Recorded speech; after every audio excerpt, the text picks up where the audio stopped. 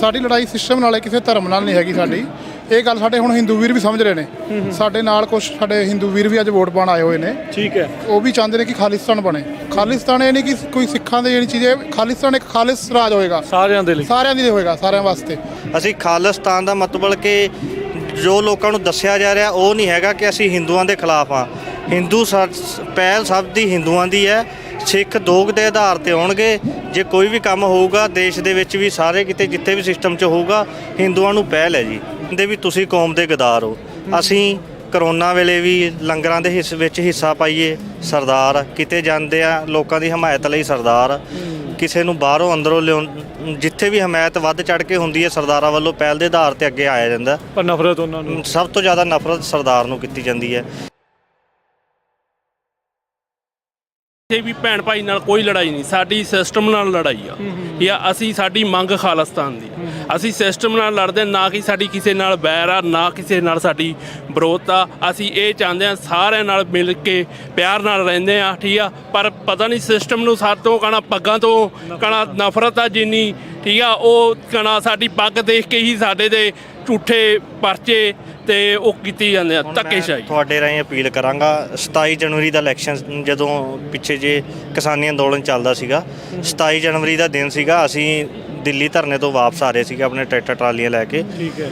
ਤੇ ਸਾਡਾ ਘਰੌਂਡੇ ਸ਼ਹਿਰ ਕੋਲ ਟਰੈਕਟਰ ਟਰਾਲੀਆਂ ਵੀ ਰੋਕੀਆਂ ਗਈਆਂ, ਟਰੈਕਟਰ ਦੀ ਤੋੜ ਭੰਨ ਕੀਤੀ ਗਈ। ਅੱਛਾ ਜੀ। ਤੇ ਸ਼ਿਵ ਸੈਨਾ ਵਾਲਿਆਂ ਨੇ ਸਾਨੂੰ ਬਿਲਕੁਲ ਉੱਥੇ ਰੋਕ ਕੇ ਸਾਡੇ ਟਰੈਕਟਰ ਦੀ ਟੈਂਕੀ ਤੱਕ ਖੋਲ੍ਹ ਕੇ ਅੱਗ ਲਾਉਣ ਦੀ ਕੋਸ਼ਿਸ਼ ਕੀਤੀ ਸੀਗੀ।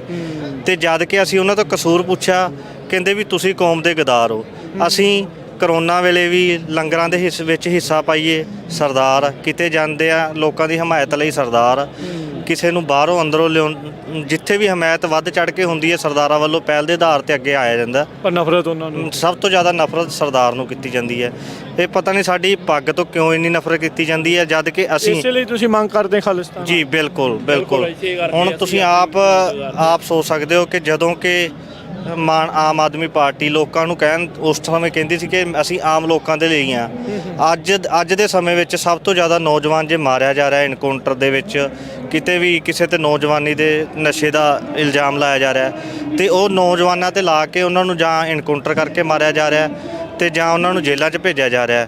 ਤੇ ਹੁਣ ਆ ਪਿੱਛੇ ਜੇ ਨਿਊਜ਼ ਚੱਲਦੀ ਸੀਗੀ, ਆ ਪਿੱਛੇ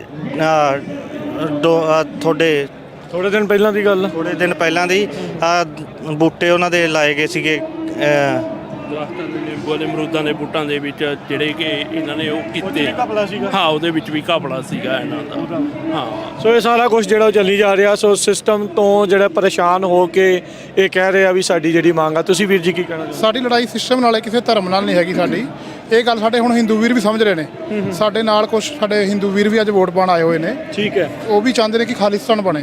ਖਾਲਿਸਤਾਨ ਇਹ ਨਹੀਂ ਕਿ ਕੋਈ ਸਿੱਖਾਂ ਦੀ ਜਿਹੜੀ ਚੀਜ਼ ਹੈ, ਖਾਲਿਸਤਾਨ ਇੱਕ ਖਾਲਿਸ ਰਾਜ ਹੋਏਗਾ, ਸਾਰਿਆਂ ਦੇ ਲਈ, ਹੋਏਗਾ, ਸਾਰਿਆਂ ਵਾਸਤੇ। ਇਸ ਚੀਜ਼ ਗੱਲ ਆਪਾਂ ਕਹਿੰਦੇ ਹਾਂ ਵੀ ਸਾਡੀ ਕਿਸੇ ਧਰਮ ਨਾਲ ਲੜਾਈ ਨਹੀਂ ਹੈਗੀ, ਸਾਡੀ ਸਿਸਟਮ ਨਾਲ ਲੜਾਈ ਹੈ। ਇਸੇ ਲਈ ਅਸੀਂ ਵੱਖਰੇ ਦੇਸ਼ ਦੀ ਮੰਗ ਕਰਦੇ ਹਾਂ ਕਿ ਸਾਰੇ ਪਿਆਰ ਨਾਲ ਉੱਥੇ ਰਹਿ ਸਕਣ। ਅਸੀਂ ਤਾਂ ਆਪ ਚਾਹੁੰਦੇ ਹਾਂ, ਹੁਣ ਕੇਰਲਾ ਵਰਗਾ ਸੂਬਾ ਆ, ਉਹ ਵੀ ਆਪਣੇ ਵੱਖਰੇ ਦੇਸ਼ ਸੂਬੇ ਦੀ ਮੰਗ ਕਰਦਾ ਹੈ, ਵੱਖਰੇ ਦੇਸ਼ ਦੀ ਮੰਗ ਕਰਦਾ ਹੈ।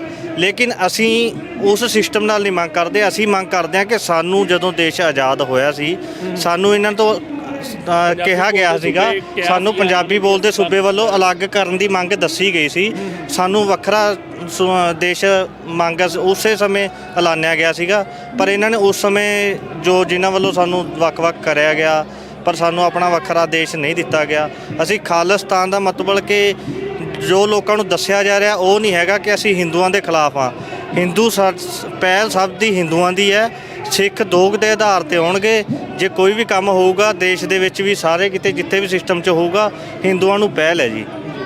ਸੋ ਮਿਹਰਬਾਨੀ ਵੀਰੋ। ਵਾਹਿਗੁਰੂ ਜੀ ਕਾ ਖਾਲਸਾ, ਵਾਹਿਗੁਰੂ ਜੀ ਕੀ ਫਤਿਹ।